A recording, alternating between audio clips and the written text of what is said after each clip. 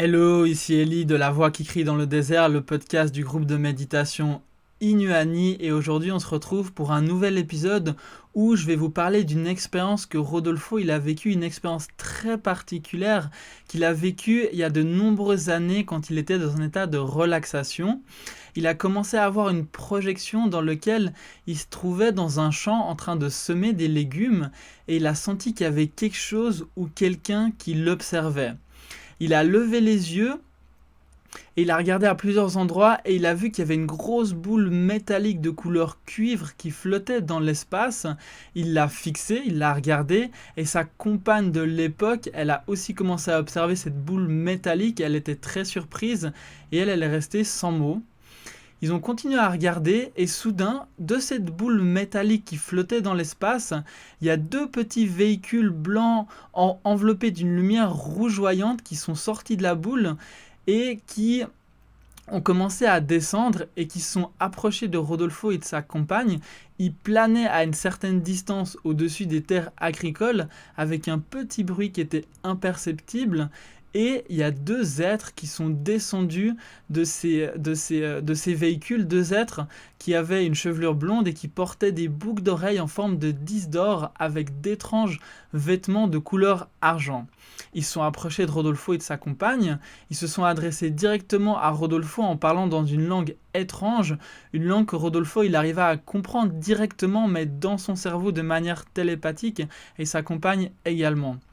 Et ils l'ont appelé par son prénom, ils lui ont dit « Rodolfo, on est venu pour toi, on est venu t'inviter à faire un voyage interstellaire. C'est important pour toi de te rappeler qui tu es, quelle est ton origine et d'où tu viens. » Et à ce moment-là, sa compagne, elle a commencé à élever la voix et elle lui a dit « Rodolfo, ne les écoute pas, n'accepte pas, ils veulent t'emmener, tu reviendras jamais sur la terre, accepte pas cette proposition. » Alors les êtres, en voyant et en entendant sa compagne, ils ont été surpris, ils ont observé ses sentiments, ses émotions, qui sûrement sur leur planète, c'est des sentiments qu'ils avaient surmontés par la maîtrise d'eux-mêmes et le détachement. Mais Rodolfo, il a commencé à ressentir de la peur et de la méfiance à cause des paroles de sa compagne et il a répondu qu'il allait pas venir avec eux faire ce voyage interstellaire.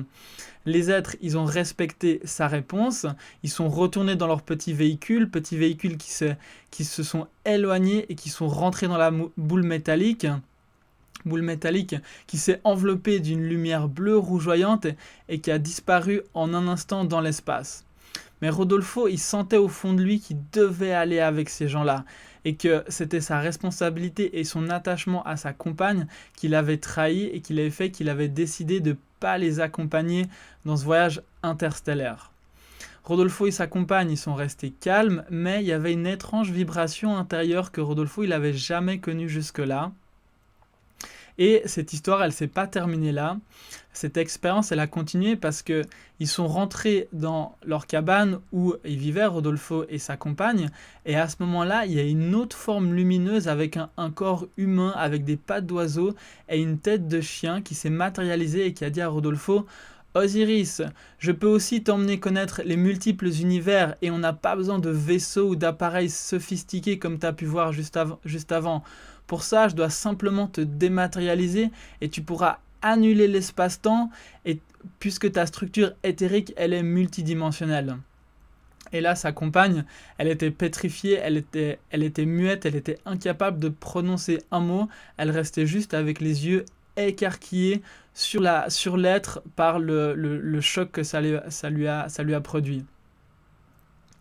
Rodolfo, il regardait cet être qui était rayonnant d'énergie dorée et à qui il lui donna, il lui dit qu'il n'allait pas venir avec lui, il n'allait pas venir faire ce voyage et que cet être lui a répondu que quand il sera prêt, il reviendrait, mais que si jamais, pour sa connaissance, il lui disait qu'il s'appelait Garuda, qu'il s'appelait Anubis et d'autres noms que pour l'instant, Rodolfo, c'était pas nécessaire qu'il sache et il s'est dématérialisé et il a disparu. Et quand Rodolfo il est sorti de sa relaxation, il s'est demandé si ce qu'il avait vécu c'était dû à une hallucination, un rêve, à une transe. Et à ce moment-là, il y a sa compagne de l'époque qui lui a demandé « Mais Rodolfo, tu parlais à qui ? Parce que j'ai entendu quelqu'un avec une voix différente, tu discutais avec quelqu'un et cette personne t'a demandé pour aller faire un voyage interstellaire. » Et à ce moment-là, Rodolfo, il a compris que cette expérience, n'était pas seulement quelque chose qui s'était passé dans son imagination, et forcément, ça l'a mené à la réflexion, et il a dû intégrer cette expérience. Et en fait, sa réflexion, c'était que après des millions d'années de réincarnation, de vie sur différentes planètes, on a tous animé de nombreuses entités, de nombreuses personnalités du passé qui vivent encore dans d'autres mondes physiques et parallèles, dans d'autres dimensions, et qui gardent toujours une grande affinité avec nous, avec les terriens, et qui, nous, on oublie à chaque réincarnation, on oublie qui on est, mais nos origines, elles restent là. Et c'est aussi des choses auxquelles on est confronté au travers de notre évolution, avoir des expériences particulières qui sont mystérieuses et qui nous mènent à la réflexion et qu'on peut intégrer au travers de nos vécus, de nos expériences. Je vous remercie beaucoup de m'avoir écouté. J'espère que cette anecdote, elle vous a intéressé. Je vous rappelle que si vous méditez pas encore avec nous, ce qui est important, c'est le vécu, les paroles, les beaux discours, les belles histoires comme je viens de vous raconter. C'est intéressant, mais la seule chose qui importe, c'est ce que vous allez vivre pour pouvoir intégrer et pour pouvoir ressentir votre propre évolution personnelle.